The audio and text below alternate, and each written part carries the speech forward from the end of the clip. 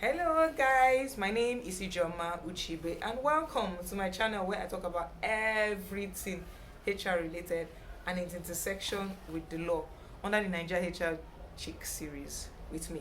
So today I'm going to talk about empathetic leadership. What does it mean? How can it help to boost your organizational morale? What do you think managers should know? What do you think leaders should know about listening and understanding their employees? Let's go. So I was watching this video by sorry, I'm trying to adjust my mic, by Johnny Taylor, who is currently like the president of SHREM, and he said something about empathetic leadership only works best in the long run when you are able to put yourself in the position of your employees. I'm just trying to paraphrase it, right? And then it got me thinking. I was going to talk about this under another heading called deliberate listening. But when I heard that, I was like, okay, how can you have empathetic leadership boost organizational morale? And then it took me down memory lane when I had to do something for an organization I worked at, and then let's just say a certain member of staff had just been served breakfast. So if you're not Nigerian, when you are being served breakfast, it means that a relationship, most times a romantic relationship, has not worked out the way it should work out. And then she walks into my office. She was supposed to deliver on a task, I think 6 p.m. the day before. She had not even started on this task.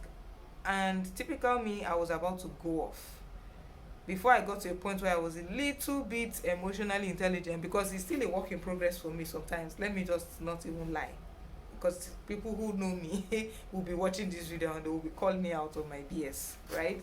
But then I had this, I give you a task to do and you don't do it, I go off on you, sometimes without even bothering to hear you out, which is something that I think most HR professionals don't do. We're already thinking of, we have issues from home, and then we have to come back to work and deal with annoying employees all day, right? So there is that. But then I said, okay, she comes into my office and tells me, why crying?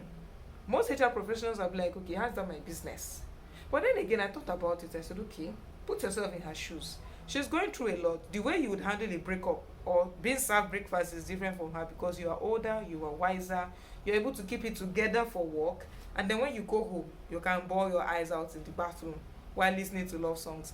That is your own remedy. You know how to handle things like that. But this is someone who obviously, you can see for her demeanor that she's not okay enough to even perform this task. And then the fact that she had even come to meet me spoke volumes to me, because she could afford to go home, not do it. I would give her a query and say, oh, you didn't do the job I asked you to do. And then at the end of the day, she would get it done, but behind time. And I could have someone else who was waiting in the wings who could actually do that job immediately and give me results. And those are the things that I looked at. When me and her had that conversation, the first thing I did was I gave her Kleenex. Well, I had Kleenex. Don't ask me how. And then she cleaned her eyes. And I sat down there with her. I didn't need to say anything. I didn't need to pray, because sometimes we are in a hurry to provide solutions. We forget that there are times that you just need to sit still with someone. And this is not for people who are even grieving, for instance. You can just sit still with someone who has gone through a traumatic event, they've been raped, they've been served breakfast in this case. Just something, it doesn't have to be a loss of a loved one, for instance. So I sat down there with her for like 5-10 minutes, and she was crying. I sent everyone out of my office. It was just both of us there. I held her hands, and when she was done crying and I felt she was better, I just like, what do you need me to do? Because at that time, from everything I had seen, apart from the story she had just told me, nobody comes there to fake a breakup. Trust me, it's not something that you fake. Well, I'm not saying those people cannot fake it, but how could I help her feel better enough? And she said, oh, she was going to go and get the what? I said, you are not okay. It's very obvious to the blind that you're not okay. How about you go home today, take a day off, get yourself together, and then you resume tomorrow morning. If you are not able to resume tomorrow morning, for example, let me know. And then when I told a fellow professional, oh, Ijeoma, you're nice. If it's me, she will do that work, even if she submits it in 1 week time. Then I send them, me should go get breakfast. And I laughed because I knew where I was headed. I needed these people's buy-in for an initiative I was working on. I knew that I didn't want it to exceed the particular timeline I had for it, which was 2 months at the time. And I knew that these are people that I could put forward as champions for that initiative. So does it look like a chess move? Yes. Looking about like, at my actions and what I did afterwards. But she was the singular person that helped make that particular initiative a success because she took it upon herself and nobody could understand, but it was like a secret, or up till now she doesn't nobody knows her name, so it's still a secret technically, that we both shared. So in that moment there was this trust that was built. I felt good because it felt okay, not bad. Ijeoma, you've gotten to a point, you're not there yet, where someone could actually walk into your office and tell you something in confidence because they are sure that you will not be repeated elsewhere.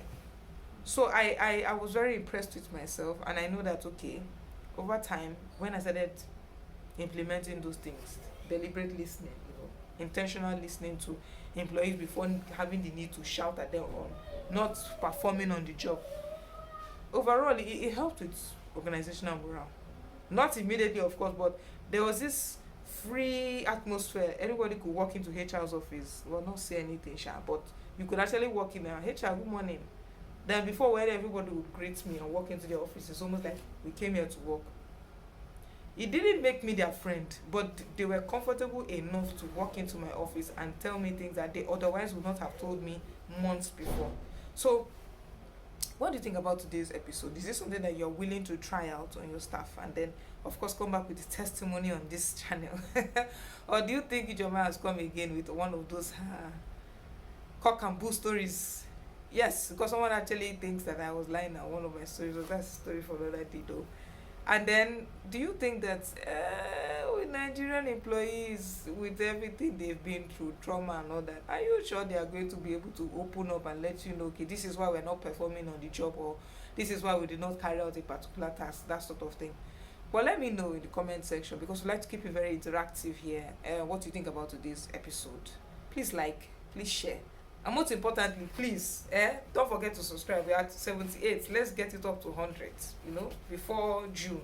So that we'll have a bash where all of us will have a little get together. Just, subscriber and Ijeoma just chopping it up.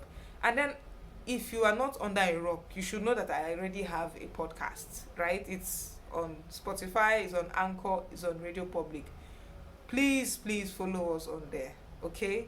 And then, if you want to join me in discussing one or two of the topics that I have discussed here on the podcast, hit me up, send me an email, and we'll talk about logistics, because I find that sometimes having to invite people to come and talk on the channel can be a bit challenging, with how Lagos is structured.